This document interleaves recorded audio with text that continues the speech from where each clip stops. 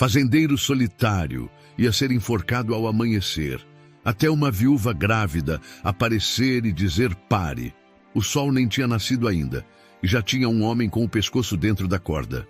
O nome dele era Rafael Silva, um fazendeiro bonito, forte, o tipo de homem que nunca abaixava a cabeça para ninguém. Mas naquela madrugada ele estava sozinho, amarrado no meio da praça de uma cidade esquecida pelo tempo, esperando o amanhecer que ia marcar o fim da vida dele. A multidão murmurava. Uns diziam que ele matou o filho do coronel, outros juravam que ele era inocente. O vento soprava, o sino da igrejinha batia, e quando o carrasco esticou a corda, uma voz cortou o silêncio como uma faca. Pare! Uma mulher apareceu, pálida, com a barriga de grávida e os olhos cheios de coragem. Ela atravessou a multidão, olhou para o juiz e disse algo que fez todo mundo prender a respiração. Naquele instante, o destino daquele homem mudou. E o segredo que ela carregava, o que você vai descobrir no final, vai te deixar em choque. Essa história aconteceu num tempo em que o poder mandava mais que a lei, em que o amor e a dor andavam de mãos dadas, e uma mulher sozinha podia virar o destino de um homem condenado. Então, se você gosta de histórias da época, fica comigo até o fim, porque o que essa viúva revelou, ninguém naquele arraial jamais esqueceu. Se inscreve agora e vem descobrir o que realmente aconteceu naquela manhã em que o fazendeiro solitário ia ser enforcado. Até que ela disse, pare. O dia ainda nem tinha nascido, e o frio do sereno fazia o chão endurecer sob as botas dos homens que montavam o cadafalso no meio da praça. O vento assobiava pelas frestas das janelas, misturando o cheiro de barro molhado com fumaça de lenha. Era o tipo de silêncio que precede uma tragédia. Rafael Silva, o fazendeiro do Vale do Remanso, estava ali, mãos amarradas, olhar firme, corpo forte mesmo depois de dias sem comer. Era bonito, um homem que parecia esculpido pela vida no campo. Mas o rosto, aquele rosto não tinha mais cor de esperança. Os sinos da igrejinha tocaram 3 vezes, as velhas cochichavam perto do coreto. Dizem que ele matou o filho do coronel, Dona Zefa. Matou nada, minha filha. Isso é coisa armada. Homem bom assim não se perde desse jeito. Lá do alto do cadafalso, o delegado Bento, com a voz grossa e sem alma, anunciou. Rafael Silva, pela morte de Miguel Duarte, será enforcado ao primeiro raio de sol. Rafael respirou fundo, olhou para o horizonte e murmurou. Se Deus me quiser, que seja pela verdade, não pela mentira dos homens. Ninguém respondeu. A multidão apenas se encolheu, como se a própria culpa rondasse cada olhar. O juiz de paz, Severino, ajeitou o lenço no pescoço e fingiu não ouvir. A corda pendia como um aviso do destino. Mas antes que o sol rompesse a linha das serras, algo inesperado aconteceu. Do outro lado da praça, o tropel de um cavalo ecoou. Um animal claro, suado, vinha em disparada. No lombo, uma mulher vestida de preto com o ventre redondo, a barriga de quem carrega a vida e o olhar de quem já perdeu tudo. Ela desceu do cavalo antes mesmo que ele parasse, tropeçando na saia pesada. O povo abriu caminho. E ela gritou, com a voz embargada, mas firme como o aço. Pare! Ninguém toca nesse homem! O silêncio que se fez ali dava para ouvir o vento mexendo nos sinos da capela. O delegado tentou reagir. E quem é a senhora para interromper a lei? Ela se aproximou devagar, o rosto pálido, os olhos fundos. Meu nome é Isadora Teixeira, e o homem que vocês vão matar é o único inocente nisso tudo. O murmúrio correu feito fogo em palha seca. As pessoas se entreolharam, surpresas, desconfiadas. Rafael, sem entender, a olhou fixamente. Nunca tinha visto aquela mulher. Mas naquele instante, algo no olhar dela fez o tempo parar. E é aí, meu amigo, que a história começa de verdade. Porque o que essa mulher carrega, o segredo que ela traz no peito, é algo que vai mudar o destino de todo mundo ali. E te garanto, quando você descobrir o que ela veio fazer, vai ficar em choque. Antes de ser o homem amarrado à forca, Rafael Silva era conhecido por todo o sertão como o fazendeiro do Vale do Remanso. Não era rico como os coronéis da região, mas tinha o que era mais raro por ali: palavra. Era um homem de mãos calejadas, que sabia lidar com o gado, consertar uma cerca, curar uma febre de bezerro e calar a boca de quem queria humilhar os pequenos. O Vale do Remanso era um pedaço de terra esquecido entre as serras de Goiás, com estradas de chão, rios secos no verão e um vento que falava sozinho nas madrugadas. Lá, o tempo passava devagar. As noites eram longas e o barulho dos grilos era o relógio da solidão. Rafael vivia sozinho na antiga casa de madeira que herdara do pai.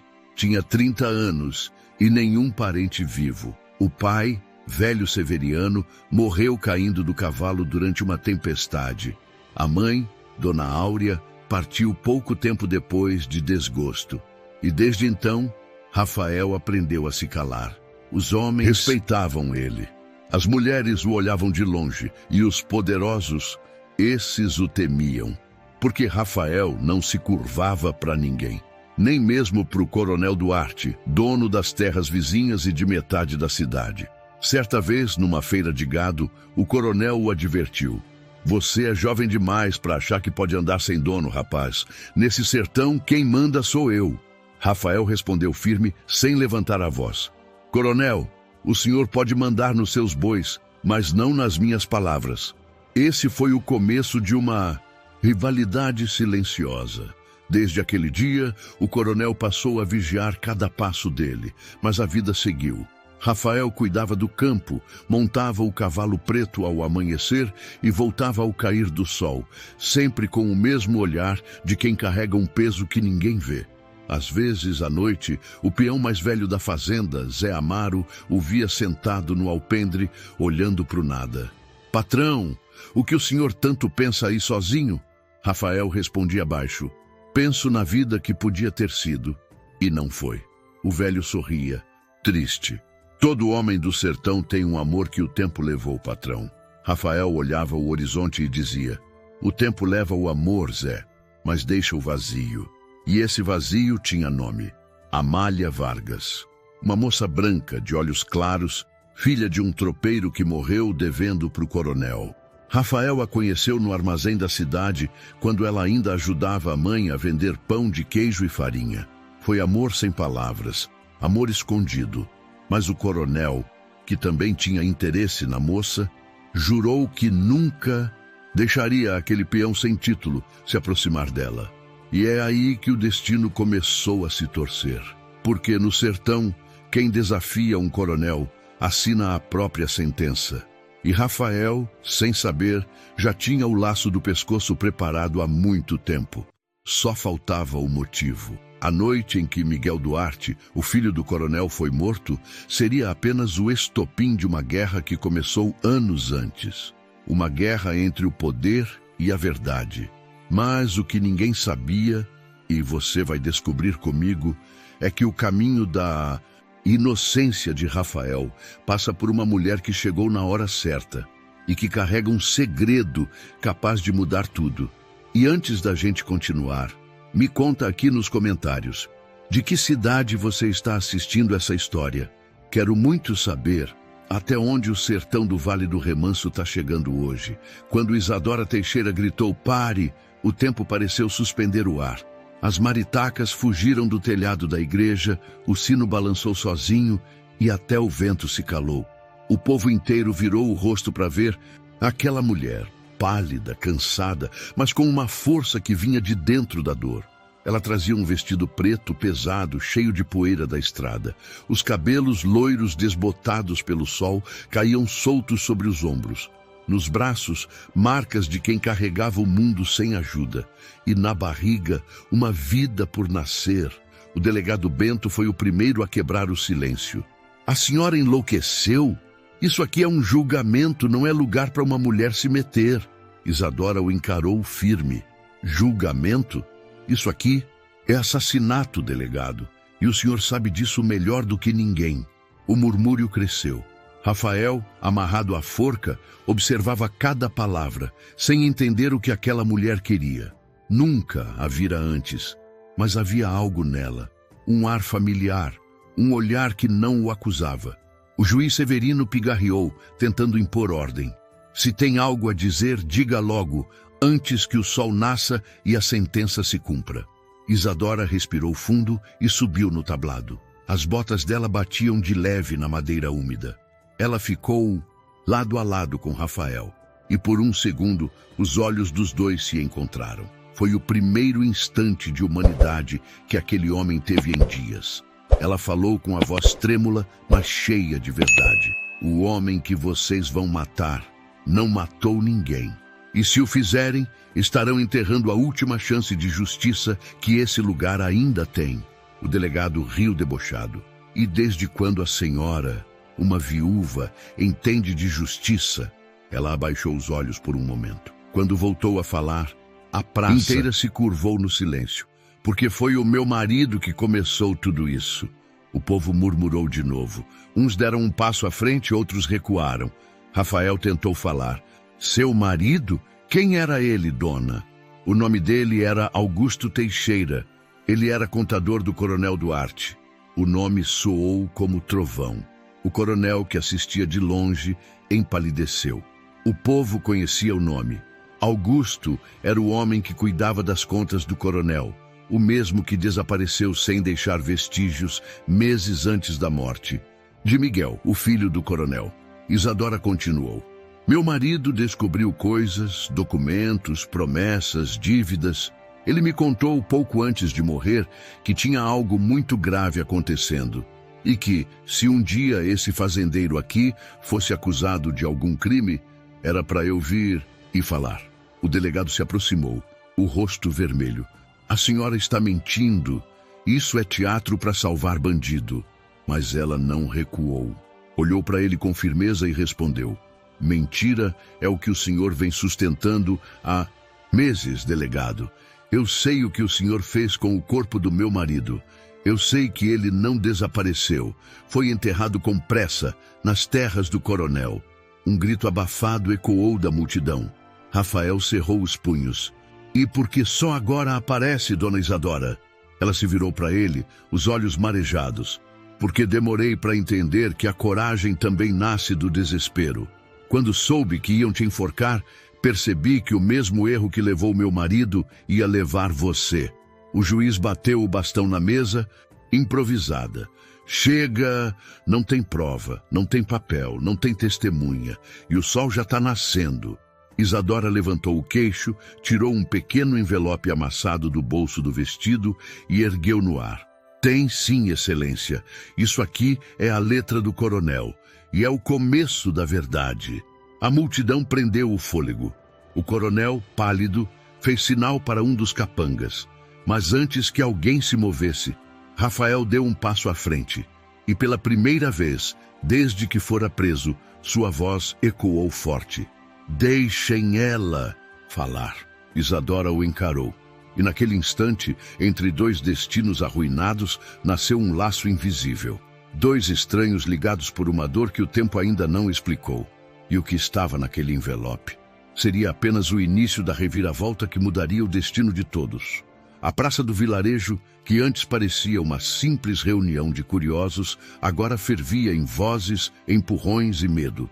A notícia se espalhou como fogo em palha seca.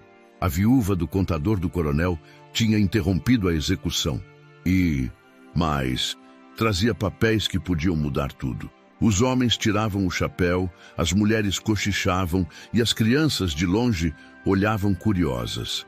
O sol começava a riscar o céu, dourando a poeira que subia com o vento. O juiz de paz, Severino, se levantou da cadeira, o rosto já suando sob o paletó grosso.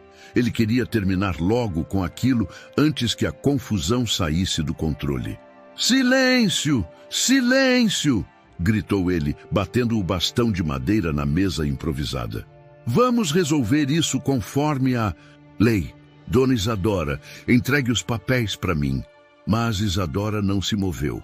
Esses papéis não vão para a mão de quem vende a justiça, Dr. Severino. Eles só serão lidos em voz alta, diante de todos. O delegado Bento se adiantou, a mão pousando na coronha do revólver. A senhora não está em posição de exigir nada. Entregue logo esse envelope antes que eu aprenda também. A multidão murmurou. Um dos peões mais velhos, Zé Amaro, gritou do fundo. Deixa a moça falar. Se é verdade o que diz, a gente quer saber. A gritaria cresceu. O juiz hesitou e o coronel Duarte, homem alto de terno branco e olhar frio, levantou-se da sombra onde estava sentado. A voz dele era calma, mas carregava veneno. Senhor juiz, não dê ouvidos a essa mulher. É uma viúva perturbada. Meu filho foi morto por esse homem e o povo todo sabe disso. Querem fazer o que agora? Transformar assassino em santo? Rafael, que até então permanecia em silêncio, olhou firme para o coronel. Coronel, o senhor fala de santo, mas sempre viveu de pecado. A multidão se agitou. O delegado deu um passo à frente. Cala essa boca, seu condenado. Rafael continuou a voz firme. Eu não sou santo, não, mas também não sou covarde. Naquela noite, eu vi seu filho, sim. Ele estava embriagado, me ameaçou. Disse que o pai dele ia tomar minhas terras, que ia tirar tudo que era meu. Mas quando deixei ele na estrada, ele estava vivo. Isadora, emocionada, completou. E foi nessa mesma noite que meu marido sumiu. O contador do coronel, o homem que sabia demais. O juiz coçou o queixo nervoso. E o que tem nesses papéis, afinal? Ela abriu o envelope, tirando 3 folhas amareladas, e ergueu uma delas para o povo ver. Aqui está a assinatura do coronel Duarte. Meu marido anotou cada pagamento feito a oficiais, a capatazes e até a testemunhas compradas. Ele escreveu tudo antes de morrer. E tem mais. Aqui está o nome de quem recebeu dinheiro para culpar Rafael. O delegado tentou arrancar o papel da mão dela, mas o povo reagiu cercando-o. Gritos ecoaram. Deixa ela mostrar. Chega de mentira. O juiz gaguejou, olhando para o coronel que já tremia de raiva. Isadora ergueu a folha e leu, a voz firme entre lágrimas. Assinatura, Bento Soares, delegado. Valor recebido, 400 mil réis. A praça explodiu. O delegado tentou sacar a arma, mas foi desarmado por 2 homens do povo. O juiz tentava conter a confusão, gritando por ordem. E Rafael chorou. As lágrimas que ele segurou por tantos dias, finalmente caíram. O olhar dele cruzou com o de Isadora, e ela entendeu que, mesmo sem conhecê-lo, estava salvando alguém que o destino queria destruir. O coronel, desesperado, berrou. Mentira! Esses papéis são falsos! Mas ninguém o ouviu. O povo já não acreditava em poder algum. Amália, que observava tudo de longe, rompeu o silêncio correndo até Rafael. Ela o abraçou às pressas, o corpo tremendo. Eu sabia que não era verdade, Rafael. Eu sabia. Ele apenas murmurou. Nada acaba aqui, Amália. Coronel pagou pelo meu nome. Tem mais gente envolvida. E a verdade ainda não veio toda à tona. Isadora olhou para o horizonte. Ela sabia que ainda havia mais segredos guardados. Inclusive um que o povo ainda não estava pronto para ouvir. Mas, naquele instante, o povo do Vale do Remanso finalmente viu que a justiça podia nascer do desespero de uma mulher. O sol já estava alto, e a sombra da forca, que antes ameaçava a vida de um homem, agora marcava o fim do silêncio de uma cidade inteira. E se você sentiu o coração apertar com essa parte da história, deixa o like aí para fortalecer, porque o que vem depois vai te prender ainda mais. A dor está só começando, e a reviravolta que vem pela frente vai te deixar sem palavras. Aquela noite começou quente e terminou com o vento gelado cortando os ossos. Eu me lembro como se estivesse vendo agora. Lampiões tremendo no armazém de seu Aquiles, barulho de copos, violão desafinado num canto e 2 homens com destinos cruzados. Rafael tinha ido só para comprar sal grosso e querosene. Miguel Duarte, filho do coronel, chegou depois, cambaleando, com a camisa aberta e a arrogância herdada do pai.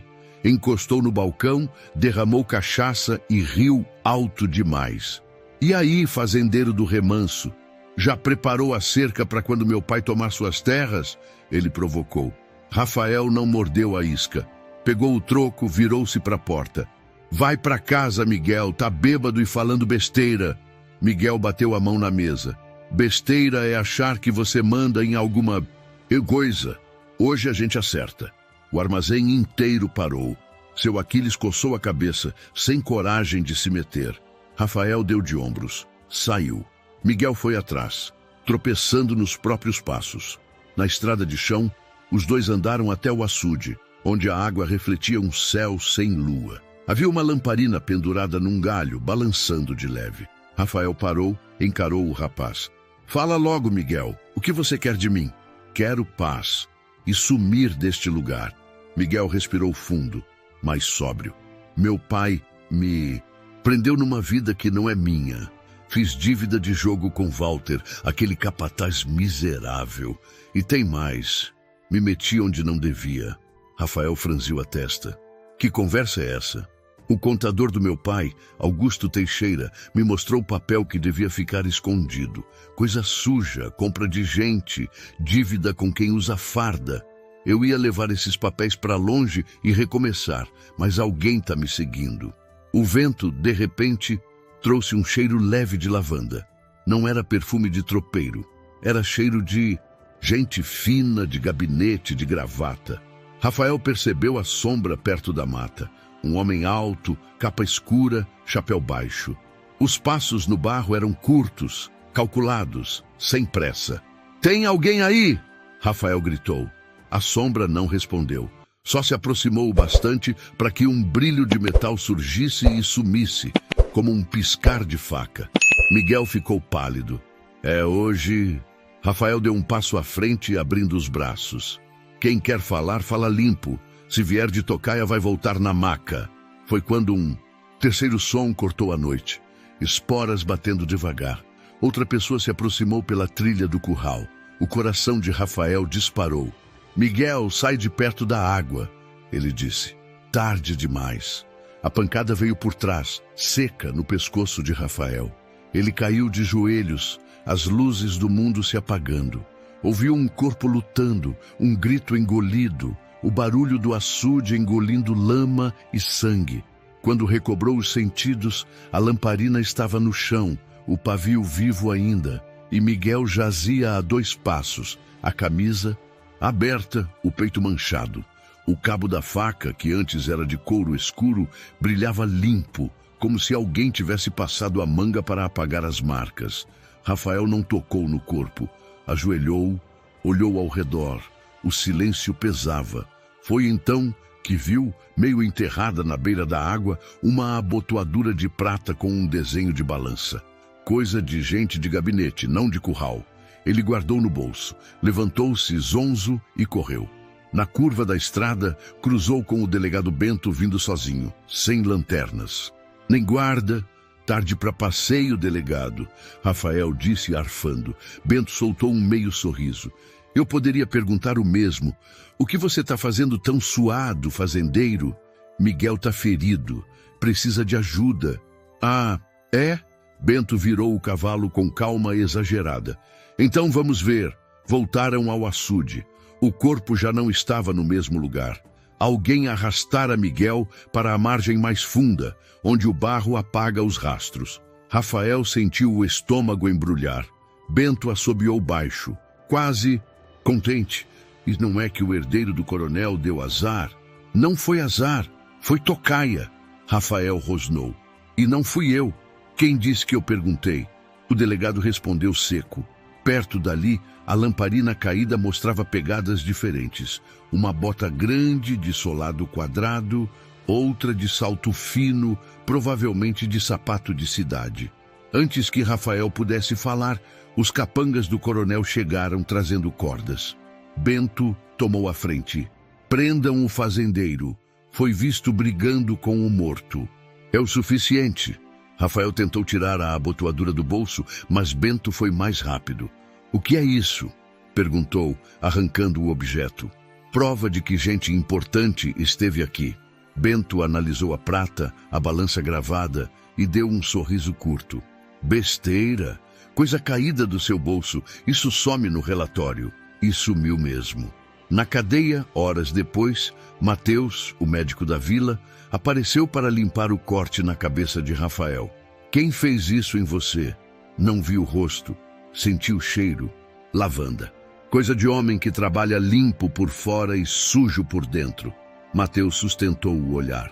Vai piorar antes de melhorar. Vão querer te calar. Fica vivo até o sol nascer. Rafael passou a madrugada de olhos abertos, repetindo cada detalhe na mente. O brilho apagado da faca, a lamparina no chão, a sombra com capa, a abotoadura de prata, o delegado chegando rápido demais, como quem já conhecia o caminho. Na manhã seguinte, a cidade acordou com a notícia pronta. Rafael matou o filho do coronel. Testemunhas surgiram do nada, jurando que os dois brigaram no armazém. Verdade, e que Rafael saiu prometendo vingança. Mentira plantada. O coronel apareceu de terno claro e tristeza ensaiada.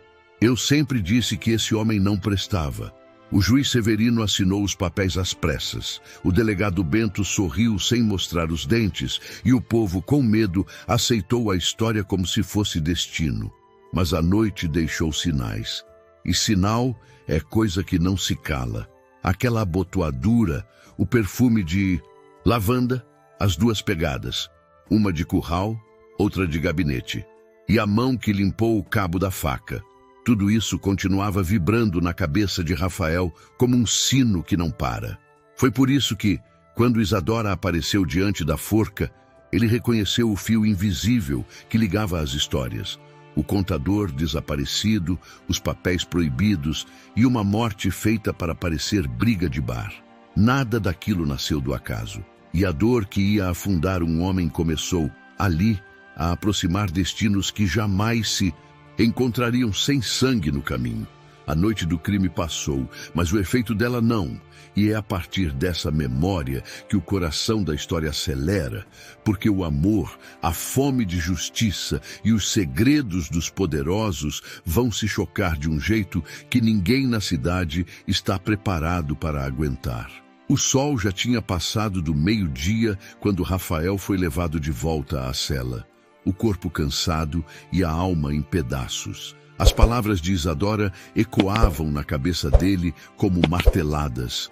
Meu marido sabia demais. Ele sabia que aquela mulher carregava a chave para a verdade. Mas o que mais doía era saber que do lado de fora, Amália Vargas, a mulher que ele amava, acreditava que ele era um assassino.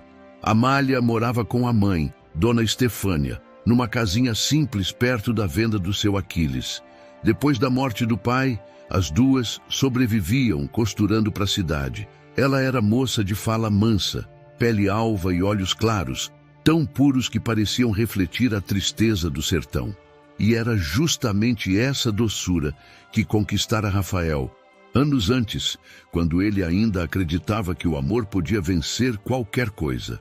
Mas naquele dia, Amália não era mais a moça dos sonhos. Estava pálida, o cabelo preso às pressas, o olhar sem brilho.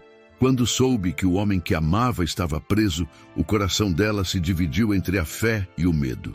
O coronel Duarte a procurou logo cedo, com aquele tom frio que só quem manda sabe usar. Amália, você sabe o que é melhor para sua mãe, não sabe? Ela abaixou o olhar. Sei, coronel. Então fique longe daquele homem. Ele matou meu filho, e se você se aproximar, vai carregar essa mancha junto dele. A voz dele não tremia. Era ameaça disfarçada de conselho. Amália não respondeu. Só respirou fundo e saiu. Mas assim que virou a esquina, chorou como quem perde o rumo do mundo. À tarde, enquanto o povo ainda comentava a chegada da viúva Isadora, Amália criou coragem. Pegou um lenço limpo e foi até a cadeia. O carcereiro, um rapaz magro de chapéu amassado, olhou para ela com pena. Não devia entrar, moça. O delegado tá bravo com qualquer um que defenda o fazendeiro. Eu só quero ver ele por um minuto. Ele cedeu. E quando Amália passou pela porta de ferro, Rafael se levantou. O olhar dele se acendeu pela primeira vez em dias. Você veio... Vim, Rafael. Não para perguntar nada, só para olhar nos seus olhos. Ele se aproximou devagar, segurando as grades. E o que é que você vê neles? Ela respirou fundo. Vejo um homem cansado, mas não vejo culpa. Eu nunca vi. Rafael baixou a cabeça, a voz embargada. Estão me condenando por algo que não fiz. E o pior é saber que quem fez isso está solto, andando entre nós. Eu acredito em você. Ela segurou as mãos dele pelas grades, o ferro frio separando dois corações desesperados. Promete que vai aguentar até o fim? Prometo, mas só se você prometer me esperar. O tempo pareceu parar naquele toque breve. E foi aí que o delegado Bento apareceu no corredor, o rosto endurecido. Acabou a visita, dona Amália. Volte para sua costura e esqueça esse homem. Ele vai morrer de manhã. Ela se virou, mas antes de sair, olhou para Rafael uma última vez. Se for morrer, morre com a cabeça erguida, porque inocência não precisa de perdão. Rafael a acompanhou com os olhos até a porta fechar. Aquele amor era a única coisa que ainda o mantinha de pé, e foi por causa dela que ele jurou não entregar a alma para o desespero. Enquanto isso, do outro lado do arraial, Isadora caminhava pelas ruas de terra, segurando o ventre, como se protegesse o futuro com as próprias mãos. Parou diante da pequena casa onde morava o doutor Mateus, o único homem de coragem que ainda enfrentava os poderosos da vila. Mateus, de 35 anos, era um homem de palavra calma e coração ferido. Havia perdido a esposa para uma febre e desde então vivia sozinho, cuidando dos pobres de graça e dos ricos com desprezo. Quando viu Isadora na porta, suada e trêmula, soube que ela não trazia boas notícias. Doutor Mateus, preciso da sua ajuda. Sente-se, dona Isadora. O que foi agora? Ela respirou fundo. Tenho algo que pode provar que o fazendeiro é inocente. Mas se eu mostrar, posso perder tudo que me resta. E o senhor sabe, eu tenho um filho para criar. Ele a olhou com cuidado. Tem hora que a verdade cobra caro, mas o silêncio custa mais. Isadora baixou os olhos, as lágrimas caindo sem barulho. Meu marido morreu por saber demais, e agora eu carrego o fardo dele. Só que eu não aguento mais viver com isso sozinha. Mateus se aproximou, pegou a mão dela e disse: então não viva, divida. A justiça precisa de quem fala, mesmo com medo. Foi ali, naquela conversa simples, que algo novo nasceu. Dois corações destroçados, encontrando força na dor do outro. E a partir daquela noite, Mateus e Isadora se tornariam aliados. Não por amor ainda, mas pela necessidade de sobreviver à mesma ferida. A de perder quem se ama e continuar respirando. Enquanto isso, Amália chorava em casa, e Rafael, sozinho na cela, murmurava o nome dela para dentro da escuridão. E o vento que soprava pela janela da cadeia parecia carregar um aviso, que o amor, às vezes, é o único fio que segura um homem antes da queda. E você, conseguiria viver numa época dessas? Sem justiça, sem voz, e com o coração dividido entre o amor e a dor? Deixa nos comentários para eu saber. O sino da igreja bateu 3 vezes naquela manhã. O povo se reuniu de novo na praça, acreditando que, enfim, o fazendeiro seria enforcado. O juiz de paz, Severino, estava lá. A mesma expressão dura, o mesmo ar de pressa. O delegado Bento falava com 2 soldados e sorria como quem saboreia o fim de um jogo. Rafael subiu ao cadafalso. As mãos amarradas, o pescoço marcado pelo atrito da corda. Mas o olhar ainda era firme. No fundo da praça, Amália segurava o lenço contra a boca para conter o choro. E Isadora, de vestido escuro e passos decididos, surgiu novamente, trazendo o mesmo envelope que provocara o caos no dia anterior. O juiz, impaciente, gritou: Dona Isadora, não vamos começar tudo outra vez. Já se ouviu o suficiente. Mas ela subiu mesmo assim, encarando cada rosto à sua frente. Ainda não ouviram o principal, doutor Severino. Porque o que eu vou dizer agora muda tudo. O povo se agitou. Rafael virou o rosto, confuso. O coronel Duarte, de longe, apertou o chapéu entre as mãos. Isadora respirou fundo, a voz embargada. Naquela noite, Eu estava lá. O murmúrio correu como vento. O juiz se ergueu da cadeira. Como é que é? Ela confirmou. Eu vi o que aconteceu no açude. Vi Miguel Duarte, o filho do coronel, discutindo com o fazendeiro. E vi um terceiro homem se aproximando pela mata. O delegado Bento empalideceu. A senhora está mentindo. Se viu, por que não contou antes? Isadora abaixou o olhar, segurando as lágrimas. Porque eu tive medo. Porque naquela noite, quem me levou até lá foi o meu próprio marido, o contador do coronel. Ele ia entregar os papéis, pedir ajuda. Mas antes que pudesse falar, tudo perdeu. Rafael olhou para ela perplexo. O seu marido, ele estava lá? Sim, Rafael. Ele chegou antes da briga e me pediu para esperar dentro da charrete. Quando ouvi gritos, corri. Vi você cair, vi Miguel ser ferido e vi o delegado chegar. Ele não prestou socorro, não procurou ajuda, apenas se abaixou, mexeu no corpo e mandou alguém esconder o que restava. O delegado deu um passo à frente, furioso. Isso é calúnia! Eu nem estava naquela região. Mas o povo já não acreditava. Vozes começaram a se levantar. Mentira dele! A viúva está falando a verdade. O juiz tentou conter a confusão, mas Isadora ergueu a mão pedindo silêncio. Os olhos dela, marejados, encontraram os de Rafael. O seu nome foi usado para encobrir um crime maior, fazendeiro. Meu marido descobriu que Miguel queria fugir com provas que incriminavam o próprio pai. E o coronel mandou apagá-lo antes que abrisse a boca. Um silêncio de espanto tomou conta do lugar. O coronel levantou-se num pulo. Isso é absurdo. Meu filho jamais trairia a família. Isadora o encarou firme. Trair a família não, coronel. Trair a sujeira que o senhor espalhou. O delegado, percebendo que a multidão começava a cercá-lo, tentou reagir. Isso é armação. Essa mulher quer vingança pelo marido. Rafael então se ergueu, voz firme, rompendo o tumulto. Vingança? Ela está arriscando a vida para falar a verdade que o senhor enterrou junto com o corpo de Miguel. As palavras dele ecoaram e o juiz olhou para os lados, sem saber o que fazer. Rafael continuou. Ontem eu estava pronto para morrer sem abrir a boca. Mas agora eu juro diante de todos. Se eu sair vivo daqui, vou encontrar o resto dessas provas. Porque ninguém vai dormir tranquilo enquanto tiver inocente sendo enterrado no lugar de culpado. Isadora deu um passo mais perto, quase tocando o braço dele. Eu ainda tenho uma coisa. Não tudo, mas o suficiente para começar. Ela retirou do bolso do vestido um pequeno broche de prata em formato de balança. O mesmo símbolo que Rafael vira naquela noite.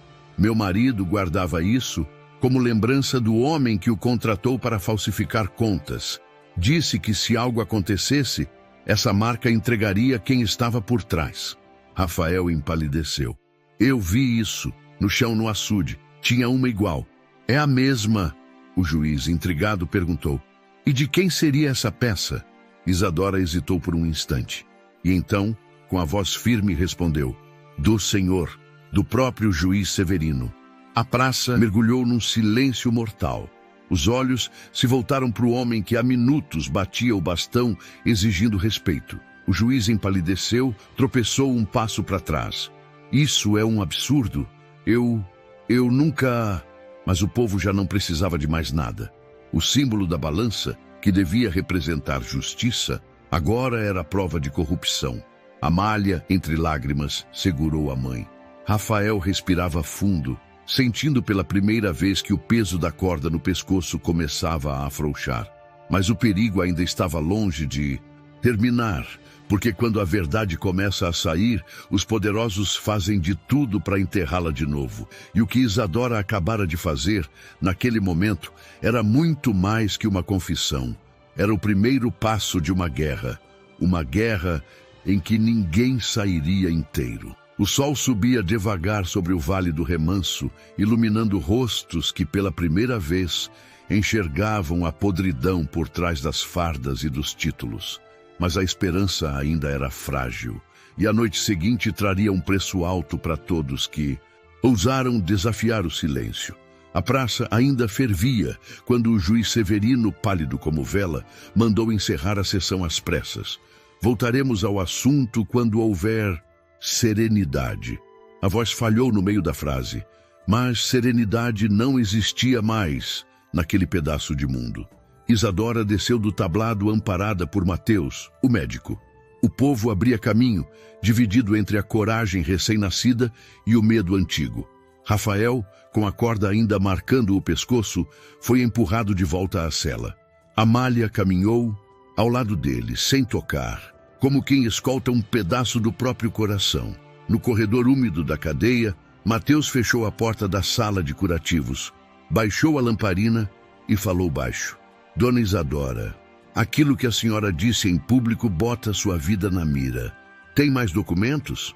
Ela olhou para a costura do vestido, respirando fundo. Tem. Meu marido costurou no forro. Disse que se um dia eu precisasse, era só descosturar por dentro e tirar. Então, a gente tira agora. Não aqui. As paredes têm ouvidos, doutor. Foram para a casa de Mateus, uma construção antiga de pau a pique, prateleiras com frascos de vidro, a mesa de madeira marcada por bisturis e promessas quebradas. Amália chegou pouco depois, trazendo linha, agulha e um chale para cobrir Isadora. Rafael, escoltado por Zé Amaro e 2 homens do povo, num acordo silencioso de prisão adiada, entrou por trás, escondido pelo quintal. Os 4 se olharam, cientes de que a partir dali ninguém mais tinha volta. Isadora sentou, ergueu a barra do vestido e entregou o tecido a Amália. As mãos de Amália tremiam, mas a costura nasceu reta, paciente, abrindo um caminho no forro. Cada ponto que cedia parecia soltar um segredo da terra. Amália sussurrou. Seu marido era homem atento, usou linha da mesma cor para ninguém notar. Isadora sorriu pela primeira vez, pequeno, triste. Ele dizia que a verdade precisa de disfarce até a hora certa. Quando o tecido finalmente abriu, um embrulho fino caiu na palma papel encerado, fita de algodão, cheiro de tinta antiga. Rafael deu um passo à frente, o corpo inteiro em silêncio. Mateus acendeu outra lamparina. Isadora soltou o ar e falou como quem reza. Seja o que Deus quiser. Dentro do embrulho havia um talão de recibos, um mapa mal desenhado e 2 cartas em papéis diferentes. Mateus leu em voz baixa, escolhendo as linhas. Primeiro recibo, Bento Soares para serviços de deslocamento e guarda, 400 mil réis. Rafael cerrou os punhos. O nome do delegado ardia como brasa.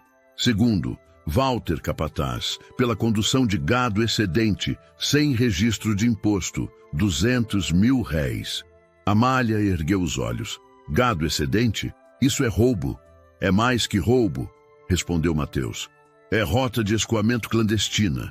Isadora apontou para o mapa. Linhas tortas indicavam a estrada do engenho. Um X preto marcava a Figueira Velha, perto do córrego seco. Meu marido disse que aí ficava um cofre enterrado.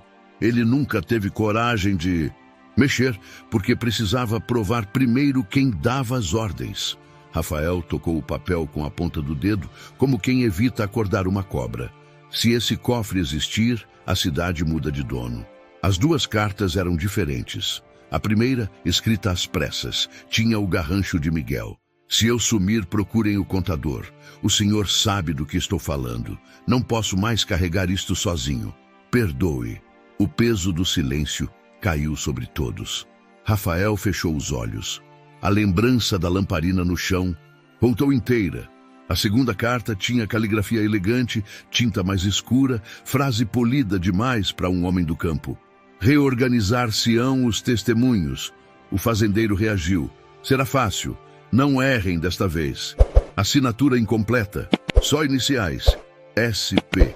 Amália franziu o senho. SP? Quem é SP? Mateus passou o dedo pela tinta, pensativo. Não é do coronel.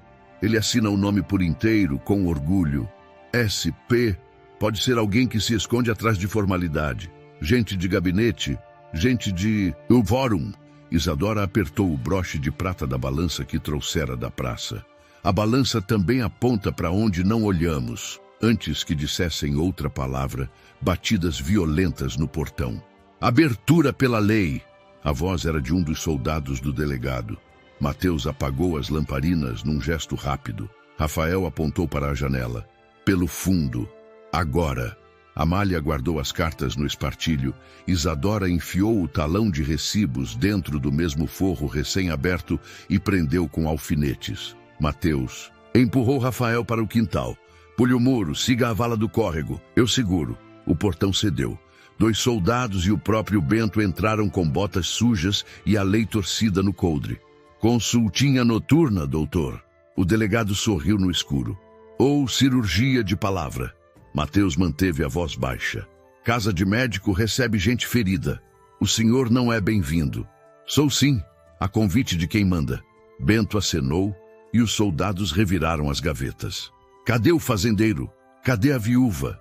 Amália, atrás da porta do armário, controlou a respiração como se domasse um cavalo arisco. Isadora, ajoelhada atrás do biombo, orava sem som. No quintal, Rafael rastejou pela sombra do limoeiro e caiu do outro lado do muro, o peito queimando. Uma garrafa rolou da prateleira e estilhaçou no chão. O som denunciou o esconderijo. Bento sacou a arma, mas Mateus se interpôs, firme, peito aberto. Atira, delegado! Vai explicar para o povo que matou o médico da vila dentro do consultório? Bento hesitou por um segundo, não por compaixão, mas por cálculo. Hoje não, hoje eu só levo o que me interessa. Ele se aproximou da mesa e pegou. Nada. O embrulho não estava mais lá. Um sorriso quase imperceptível riscou o rosto de Mateus. Bento, irritado, aproximou-se tanto que o hálito de cachaça esquentou o rosto do médico. Se eu descobrir que você está brincando com a minha paciência, corto as mãos que salvam esse povo e deixo todo mundo morrer aos poucos. Então vai ter muito trabalho. Mateus respondeu sereno. Porque mão que cura nasce de novo na vontade de quem fica. Os soldados saíram, chutando cadeiras, e a casa enfim respirou. Amália escorregou do armário pálida. Isadora abraçou o próprio ventre como se segurasse o futuro para que não caísse. Rafael reapareceu pelo quintal, coberto de poeira e coragem. Temos metade de um caminho, disse ele, recuperando o fôlego.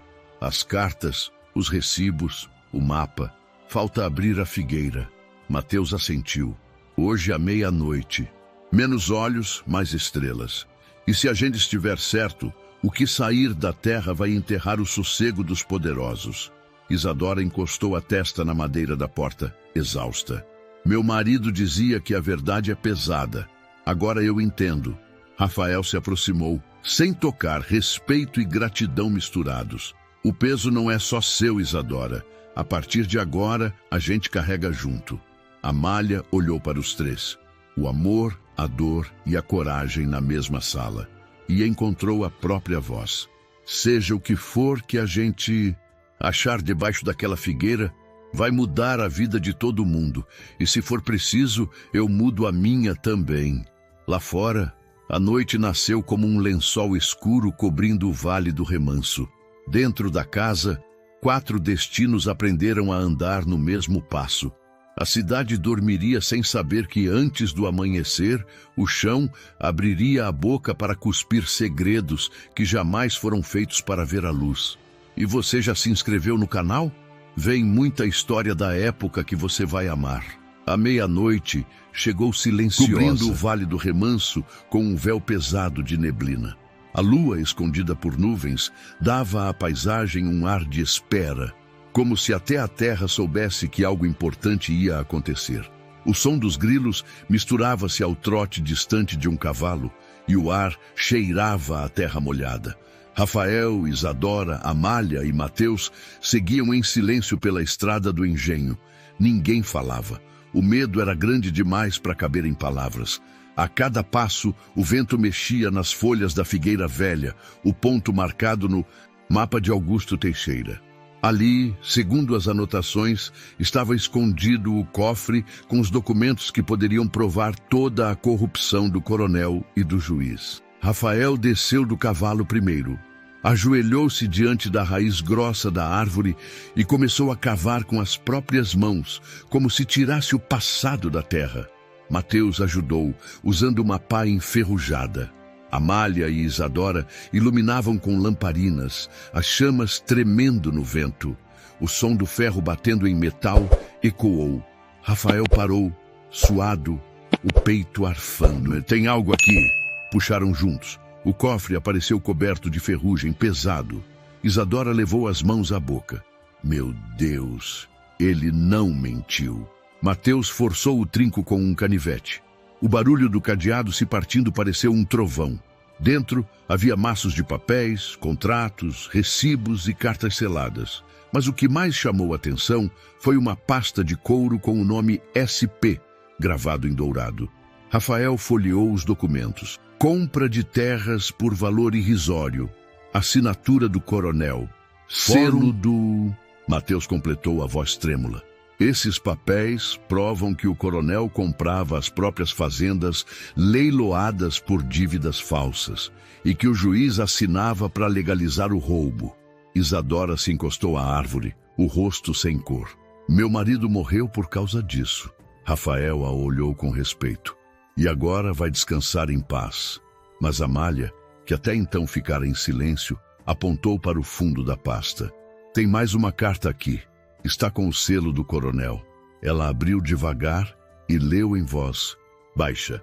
O acordo está firmado.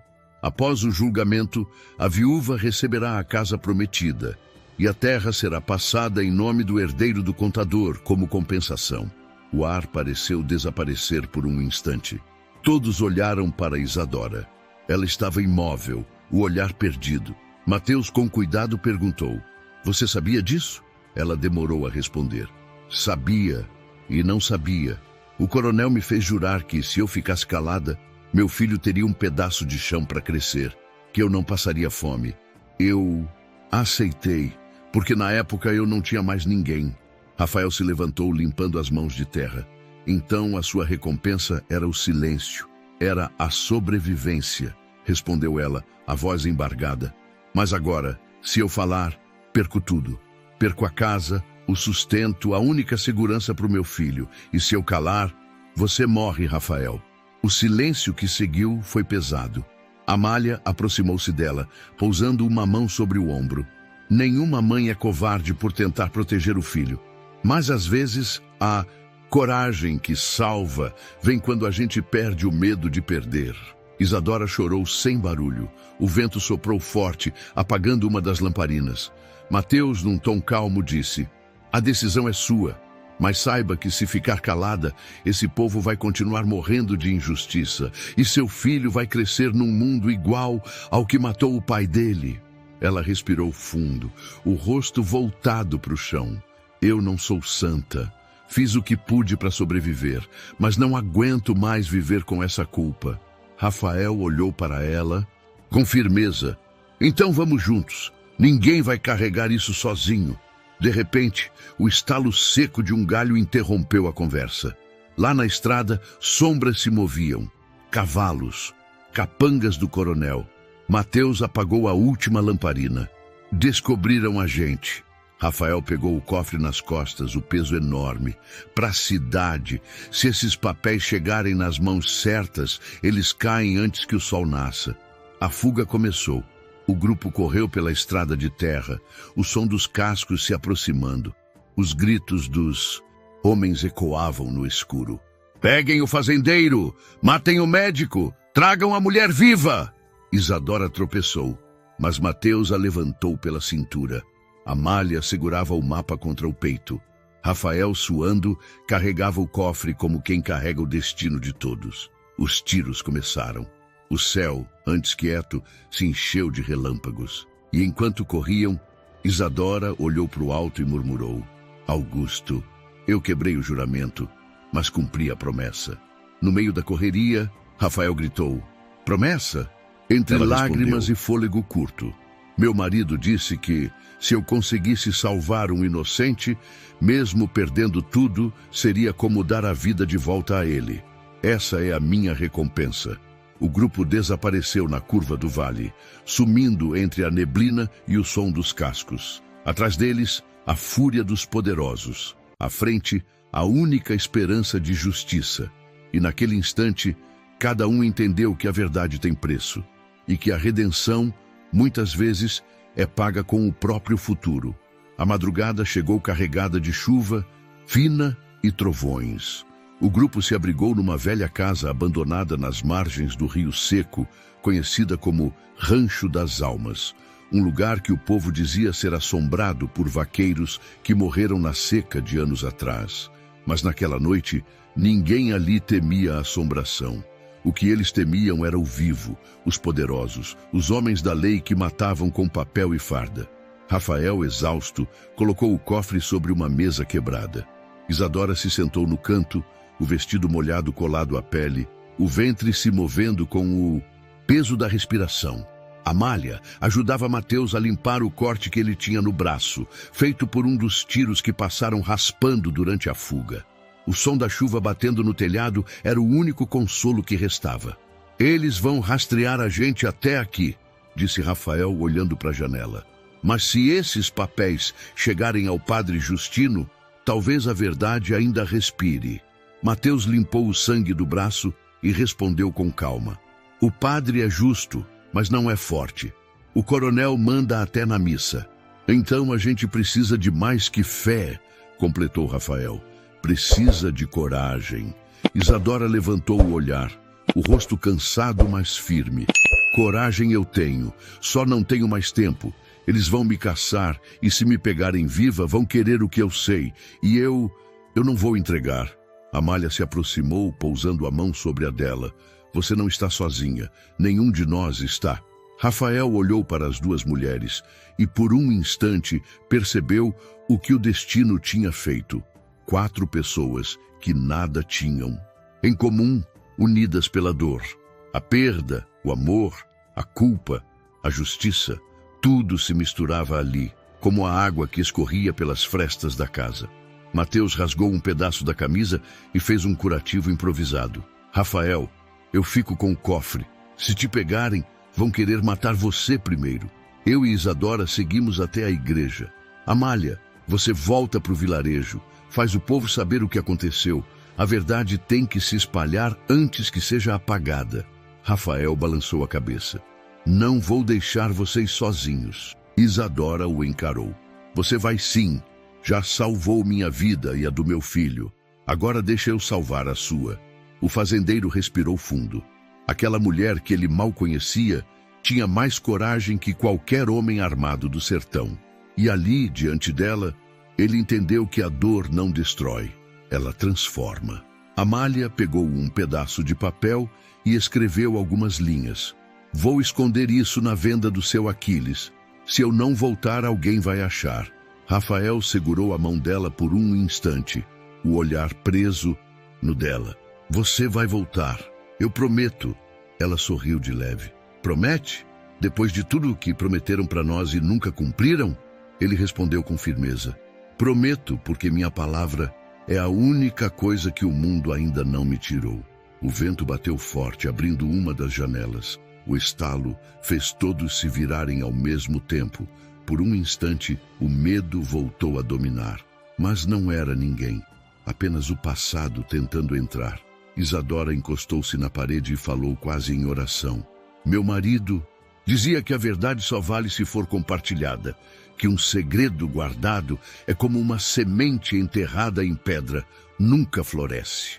Hoje eu entendo o que ele quis dizer. Mateus respondeu. Hoje ela vai florescer no barro, onde o povo pisa, e vai nascer forte. O grupo se preparou. Rafael desmontou a tampa do cofre e dividiu os papéis em 3 partes, uma para cada um deles. Se um cair, os outros continuam. Ninguém tem tudo, mas juntos temos o bastante. A chuva engrossou, os relâmpagos cortaram o céu. Cada trovão parecia anunciar o fim de algo antigo, o império da mentira, talvez. Antes de partirem, Isadora se aproximou de Rafael. Os dois ficaram frente a frente, o barulho da água misturando-se à respiração pesada. Você me salvou, Rafael, e nem me conhece. Ele respondeu, com os olhos marejados: Te conheço o suficiente para saber que sua dor é igual à minha. Ela pousou a mão sobre o peito dele. Então que a dor nos una e que um dia a justiça nos separe. Rafael engoliu em seco. A frase ficou presa no ar como uma promessa. Eles se abraçaram brevemente e depois se separaram sem olhar para trás. Porque quem vive no sertão sabe, olhar para trás é chamar o destino de volta. Quando o dia amanheceu, a estrada já estava coberta de lama e pegadas apagadas. Ninguém sabia para onde cada um deles tinha ido, mas o que eles deixaram para trás foi o início de uma revolução que o sertão nunca mais esqueceria. E agora, depois de tudo isso, me diz, o fazendeiro Rafael, Silva merece justiça? Deixa nos comentários. Justiça por Rafael. A chuva miúda virou cortina. O barro da estrada grudava na bota, e cada relâmpago revelava por um segundo o esqueleto das cercas, o dorso dos morros, a alma cansada do Vale do Remanso. Depois de dividirem os papéis, cada um tomou um rumo diferente. Rafael seguiu pela ponte do riacho para atrair quem viesse no rastro. Isadora e Mateus cortaram pelo cemitério antigo rumo à igreja. Amália desceu para o arraial, a carta escondida no espartilho e o coração batendo fora do compasso. No escuro, os inimigos tinham olhos e tinham pressa. A venda ainda fumegava cheiro de café requentado quando Amália entrou, encharcada. Seu Aquiles, velho de bigode branco e vista cansada, ergueu a cabeça. Minha filha, a essa hora, o mundo anda perigoso demais para a menina sozinha. Preciso deixar isto num cantinho, seu Aquiles. Se eu não voltar, o senhor entrega ao padre Justino. É sobre o coronel e o juiz. Ele entendeu sem ler. Velhos do sertão enxergam com mais que os olhos. Amália ergueu a tampa do caixote de farinha e enfiou o bilhete por baixo, entre folhas de jornal.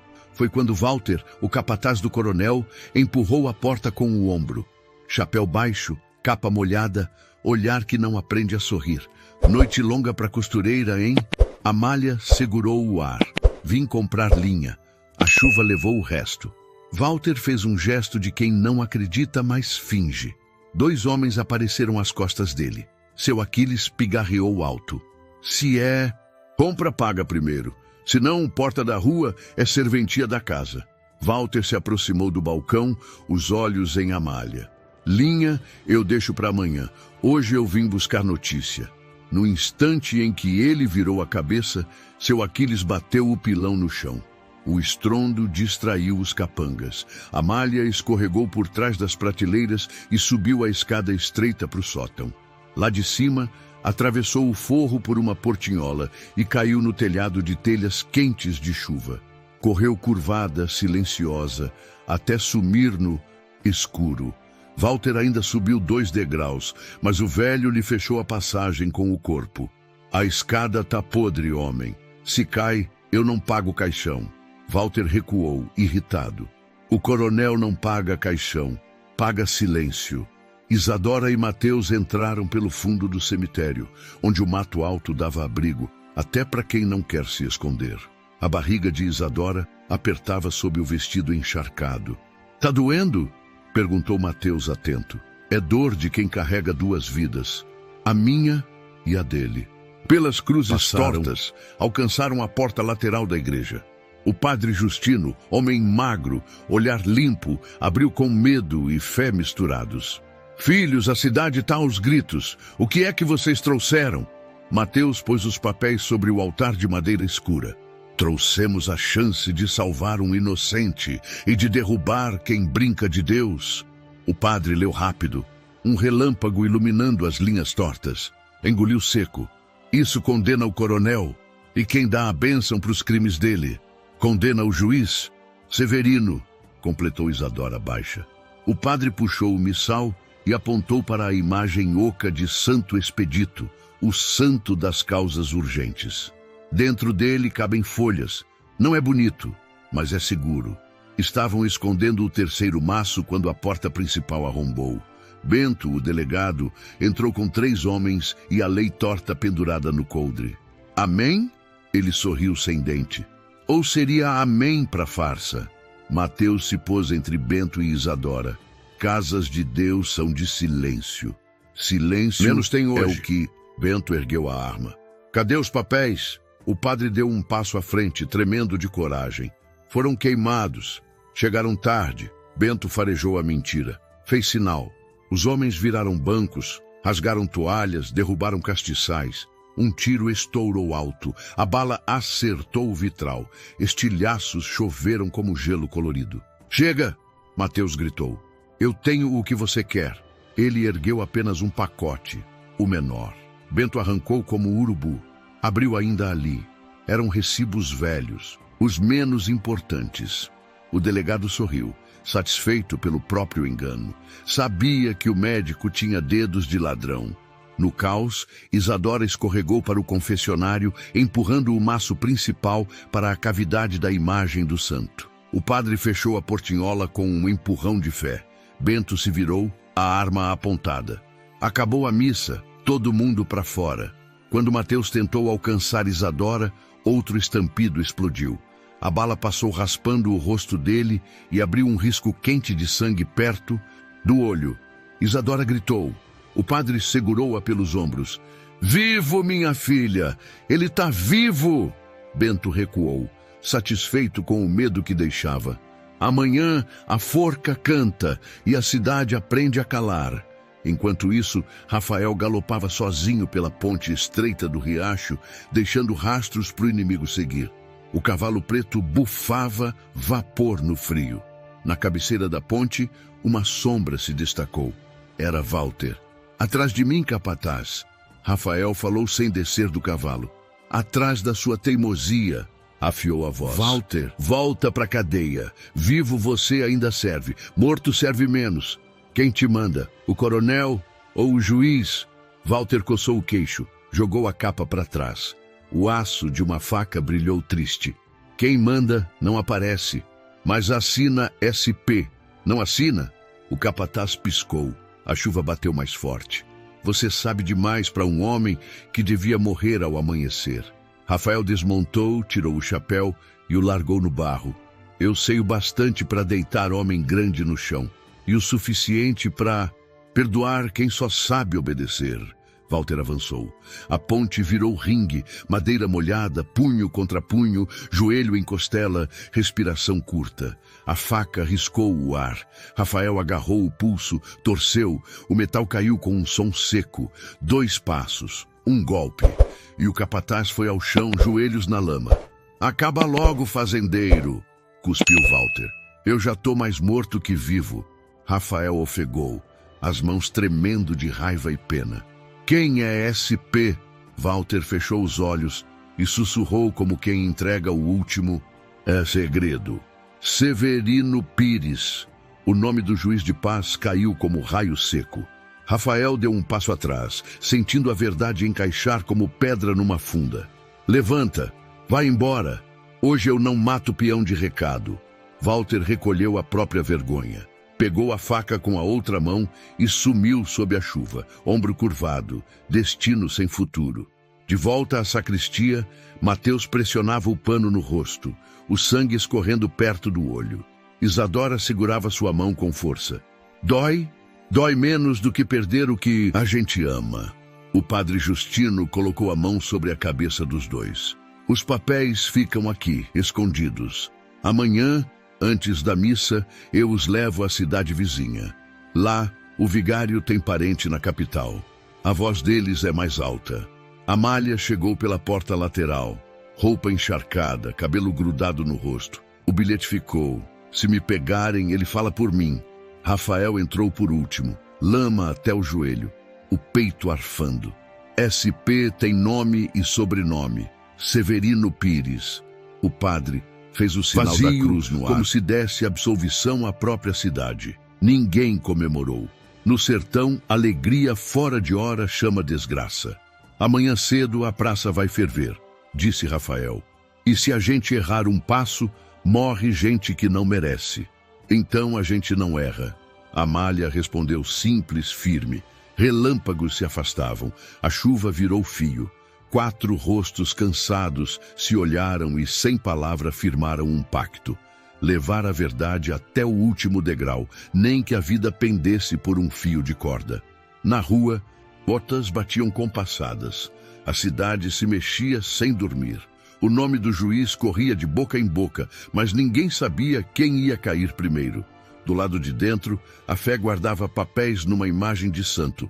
Do lado de fora, a violência afiava a madrugada. A noite terminou sem paz, mas deixou acesa no escuro a chama que chamava o dia. Quando o sol nascesse, ou a justiça mudava de dono, ou a injustiça ganhava nome novo. O sol nasceu tímido, escondido atrás de nuvens cor de chumbo. A cidade de remanso, velho acordou em silêncio. Aquele tipo de silêncio que carrega mais medo do que paz. Os sinos da igreja tocaram mais cedo que o costume, mas dessa vez não era para anunciar missa. Era o chamado da verdade. O padre Justino subiu ao púlpito com passos firmes, o rosto cansado e as mãos trêmulas. Atrás dele, no altar, Mateus, Amália, Isadora e Rafael esperavam, cada um com o coração pulsando como tambor. No centro, escondidos dentro da imagem oca de Santo Expedito, estavam os papéis, as provas, que o coronel e o juiz passaram anos tentando enterrar. O povo começou a chegar, cochichando, olhando desconfiado. Mulheres com véus, homens com chapéus molhados da neblina, crianças que não entendiam o motivo, mas sentiam o ar pesado. E foi ali, diante de todos, que o padre ergueu a voz. Filhos, por anos fomos enganados. Por anos o pecado se vestiu de lei. Mas hoje, a verdade sai da sombra. Um murmúrio correu pela igreja. O coronel Duarte, de terno branco e olhar gélido, entrou com o juiz, Severino Pires, e o delegado Bento logo atrás. As botas deles batiam no piso de pedra como tambores de ameaça. Mas dessa vez, o povo não abaixou a cabeça. Rafael deu um passo à frente, o peito firme. Padre, pode falar. O senhor tem o direito e o dever. O padre respirou fundo e, diante de todos, retirou a tampa da imagem do santo. De lá, puxou o maço de papéis amarelados, mas vivos. A multidão se inclinou curiosa. O coronel empalideceu. Esses documentos, disse o padre, mostram que o fazendeiro Rafael Silva é inocente da morte de Miguel Duarte. Mostram que Miguel descobriu um esquema de roubo e falsificação de terras, comandado pelo juiz Severino Pires e financiado pelo próprio coronel, e que o delegado Bento foi pago para acusar um inocente. O silêncio virou trovão. Gritos começaram no fundo da igreja. É verdade! O coronel roubou o povo. O juiz vendeu sentença. Bento levou a mão ao coldre, mas antes que pudesse reagir, Mateus avançou e segurou o braço dele. Hoje não. Hoje a bala não cala ninguém. O juiz Severino deu 2 passos para frente, tentando manter a compostura.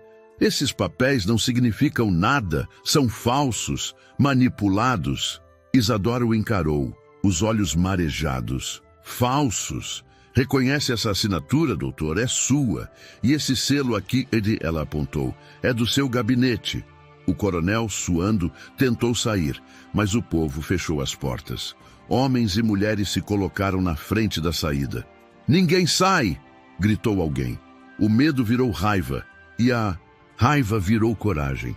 Rafael olhou para os homens que o odiaram por tanto tempo e falou em voz alta, firme, sem ódio. Eu podia ter fugido. Podia ter me calado, mas se eu tivesse feito isso, essa terra continuaria nas mãos de quem suja o chão que chama de seu. Eu não quero vingança, eu quero justiça, e que o nome do meu pai, da minha mãe e de todo trabalhador desse vale volte a valer alguma coisa. As palavras dele ecoaram como se fossem reza. O coronel caiu de joelhos, suado, derrotado. O juiz tentou fugir pelos fundos, mas foi interceptado pelos próprios soldados, que finalmente entenderam de que lado estavam. Bento, o delegado, olhou em volta e, pela primeira vez, abaixou a cabeça. Eu segui ordens erradas, fiz o que mandaram, mas o preço foi alto demais. Mateus respondeu seco.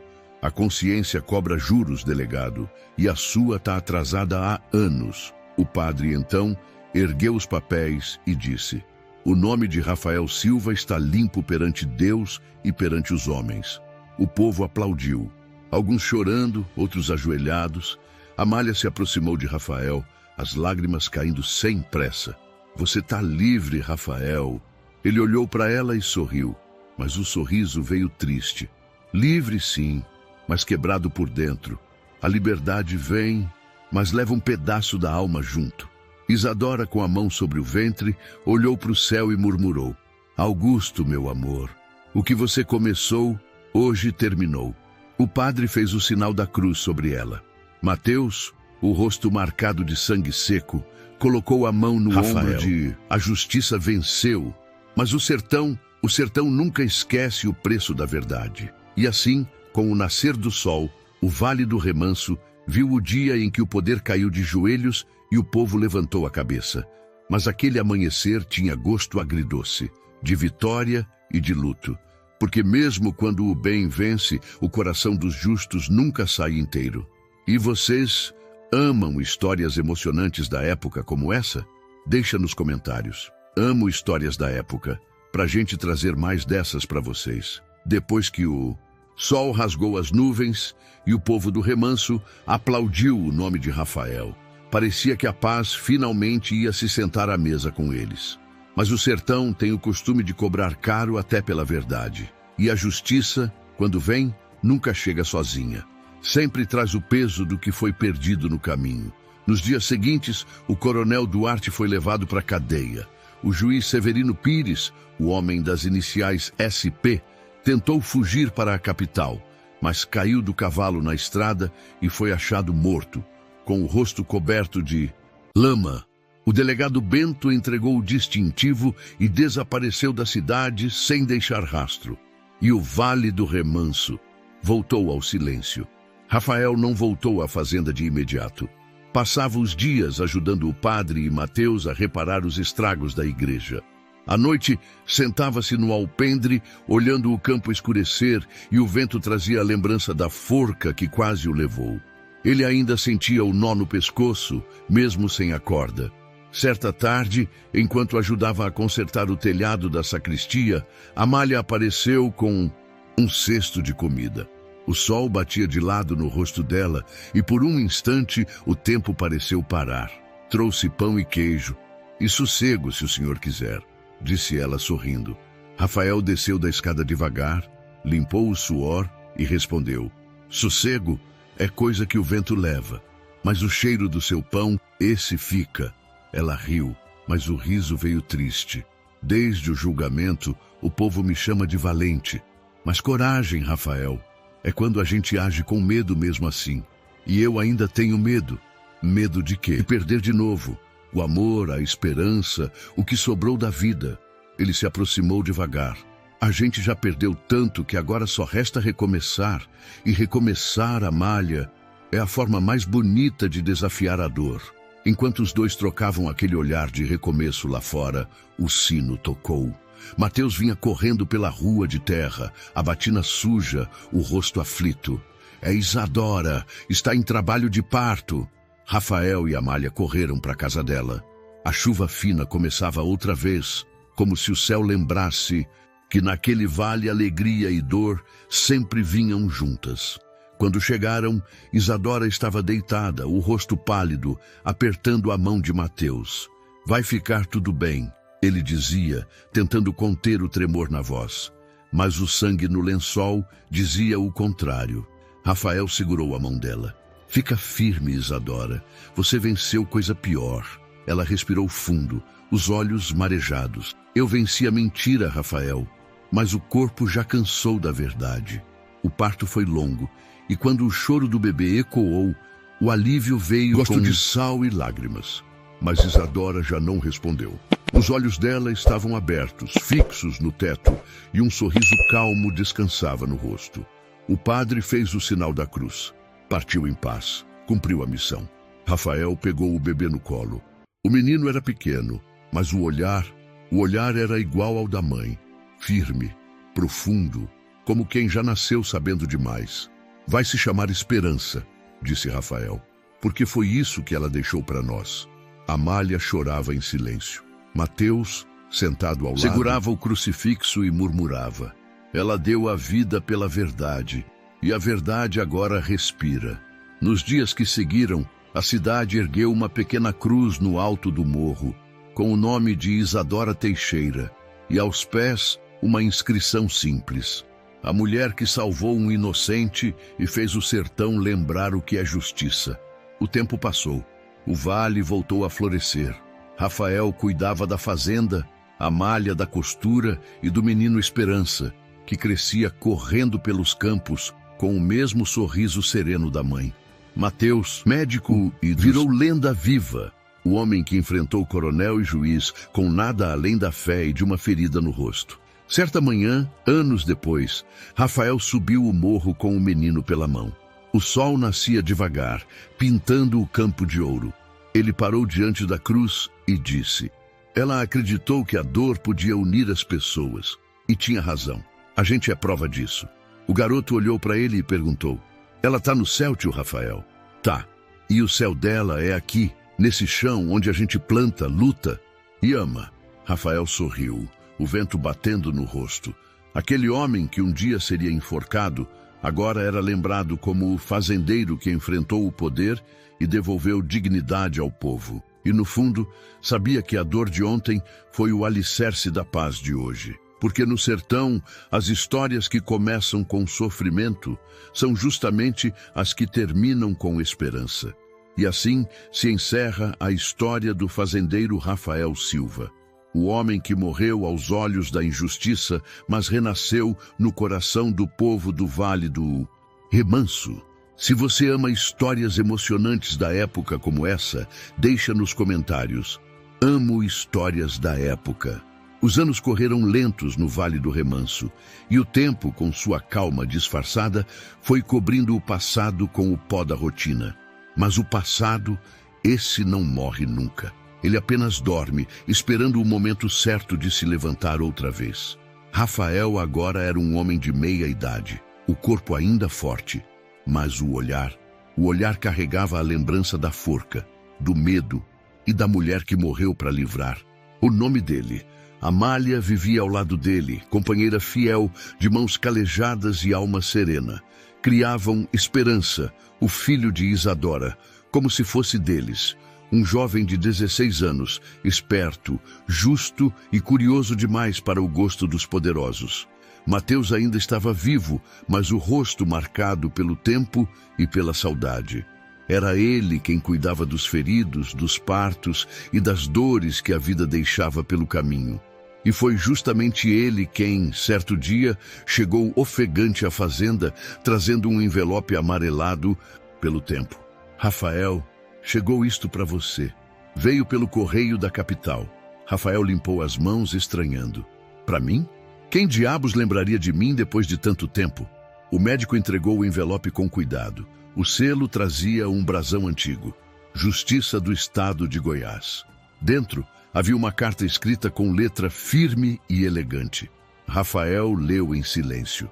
A cada linha, o rosto dele mudava. Quando terminou, olhou para Mateus e disse com voz rouca: é do advogado que cuidava dos papéis do juiz Severino Pires. Antes de morrer, Mateus o encarou tenso. E o que diz? Rafael respondeu devagar, as palavras pesando. Diz que o juiz deixou um testamento secreto e dentro dele uma confissão. Amália se aproximou, o avental nas mãos. Confissão depois de morto? Parece que a culpa não deixou o homem descansar. Rafael respondeu. Ele abriu a carta outra vez e leu em voz alta. Confesso que o fazendeiro Rafael Silva foi condenado injustamente. Eu assinei a sentença por ordem do coronel Duarte, que me ameaçou com a vida da minha filha. A viúva Isadora Teixeira tentou avisar o povo e por isso mandaram calá-la. Que o nome dela seja lembrado como mártir e que o perdão me encontre, se puder. Severino Pires, 1899. O silêncio que se seguiu foi profundo. Amália enxugou os olhos com o canto do lenço. Mateus fechou as mãos, o velho sangue da revolta queimando de novo. Rafael suspirou fundo.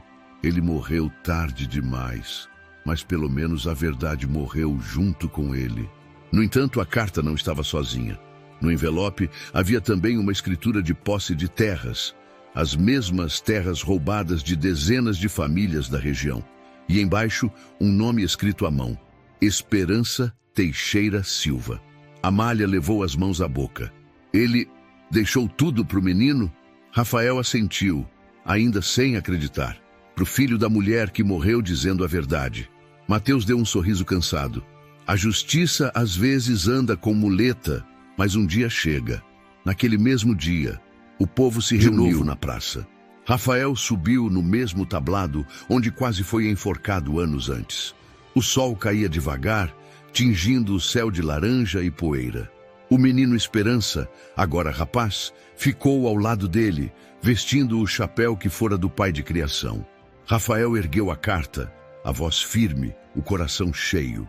Há muitos anos a injustiça mandou me matar, mas uma mulher grávida apareceu e disse: pare. Hoje, quem fala é o filho dela, o fruto daquela coragem. O povo murmurou emocionado. Esperança deu um passo à frente e falou com a força da juventude: minha mãe morreu por um inocente. Meu pai adotivo lutou para limpar o nome dela e o dele. E agora, em nome de todos que sofreram nesse vale, eu devolvo o que foi roubado. Ele abriu o documento e anunciou: essas terras não serão minhas, serão do povo, de cada homem e mulher que trabalhou nelas com as próprias mãos. A multidão aplaudiu, gritou, chorou. O padre Justino, já de cabelos brancos, fez o sinal da cruz no ar. Amália soluçava em silêncio. Mateus, sentado no canto, murmurava: a semente que Isadora plantou floresceu e virou colheita. Rafael olhou para o rapaz, o coração apertado entre orgulho e saudade. Seu pai, sua mãe e até eu, de certo modo, pagamos caro para esse dia chegar. Mas valeu a pena. Esperança o abraçou com força. O senhor é o pai que eu conheço, Rafael. E foi o seu nome que me ensinou o que é ser homem. O velho fazendeiro fechou os olhos, as lágrimas escapando. O sino tocou outra vez, como na manhã em que a verdade nasceu no remanso. Mas agora não havia medo nem ódio, só paz. E naquele instante, o vale do remanso se redimiu de todos os pecados do passado. A terra voltou a ser de quem a amava, e os nomes de Isadora, Rafael, Amália e Mateus passaram a ser contados nas rodas de fogueira, nas noites de lua, como lendas vivas do sertão. O vento soprou, leve por entre as árvores, e por um segundo, Rafael jurou sentir o perfume de lavanda no ar, o mesmo que Isadora usava. Ele olhou para o céu, disse baixinho: e você conseguiu, Isadora. A justiça chegou, e assim o fazendeiro que um dia seria enforcado virou símbolo de coragem, e o menino nascido da dor virou a esperança viva de um novo tempo. O Vale do Remanso, enfim, respirava em paz. O tempo passou e o Vale do Remanso nunca mais foi o mesmo. As chuvas voltaram, o verde tomou conta das colinas e o povo, antes acostumado a abaixar a cabeça, aprendeu a andar de peito aberto. O nome de Rafael Silva, o fazendeiro que quase foi enforcado, virou canção nas feiras e história contada pelos mais velhos nas varandas ao entardecer. Na praça principal, o antigo cadafalso virou monumento. No lugar da corda, ergueu-se uma placa de madeira com uma frase simples: aqui, um inocente quase morreu. E uma mulher chamada Isadora salvou a justiça. Amália continuou na fazenda, ao lado de Rafael, cuidando das terras e do povo. Mateus, o velho médico, partiu alguns anos depois, sereno, com um sorriso leve e a Bíblia aberta sobre o peito. O povo o enterrou ao lado da cruz de Isadora, no alto do morro, juntos como os dois corações que lutaram sem arma, só com fé. E Esperança, o filho da viúva, cresceu forte, inteligente e levou o nome da mãe para os livros. Tornou-se advogado e, anos mais tarde, voltou ao remanso com um propósito: fundar uma escola. No primeiro dia de aula, diante de meninos e meninas descalços, ele disse: minha mãe me ensinou que a verdade liberta. E meu pai me mostrou que o perdão é o que mantém a alma viva, que ninguém aqui cresça com medo de falar o que é justo. Rafael assistia de longe, com os olhos marejados. Agora, velho, de cabelos grisalhos e mãos ainda firmes, ele sabia que o ciclo estava completo. A justiça, que antes era palavra distante, agora tinha endereço, rosto e voz. E o vale, antes marcado pela dor, respirava a esperança em cada amanhecer. Naquela mesma tarde, quando o sol se despediu por trás das serras, Rafael montou em seu cavalo preto e foi até o alto do morro. Ficou ali, parado diante das duas cruzes, a de Isadora e a de Mateus. O vento quente soprava, trazendo o som do povo rindo lá embaixo. O som da vida voltando a ser vida. Ele tirou o chapéu, fechou os olhos e murmurou: "Vocês venceram. Eu só continuei o caminho." E enquanto o vento passava, o cheiro de lavanda voltou a preencher o ar. Era como se o espírito de Isadora ainda andasse por ali, olhando o vale que ela ajudou a salvar.